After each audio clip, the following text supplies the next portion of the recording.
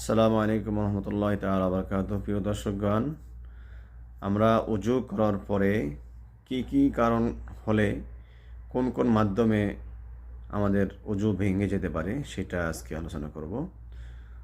ওযু ভঙ্গের কারণ হলো ৭টি।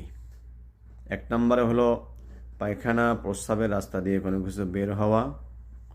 ২ নম্বর হলো মুখ বরিয়া বমি করা। ৩ নম্বরে হলো শরীরের ক্ষত স্থান হইতে রক্ত, পুজ বা পানি বের হইয়া গড়াইয়া পড়া। ৪ নম্বর হইল থুতুর সাথে রক্তের পরিমাণ সমান বা বেশি হওয়া।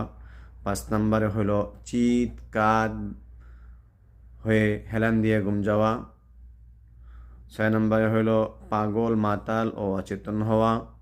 ৭ নম্বরে হইল নামাজে উচ্চস্বরে হাসা। এই ৭টির যে কোনো একটি কাজ করলে আপনার ওযু ভঙ্গ হয়ে যাবে, ভেঙে যাবে। আপনাকে পুনরায় আবার ওযু করতে হবে। আসসালামু আলাইকুম রহমতুল্লাহ।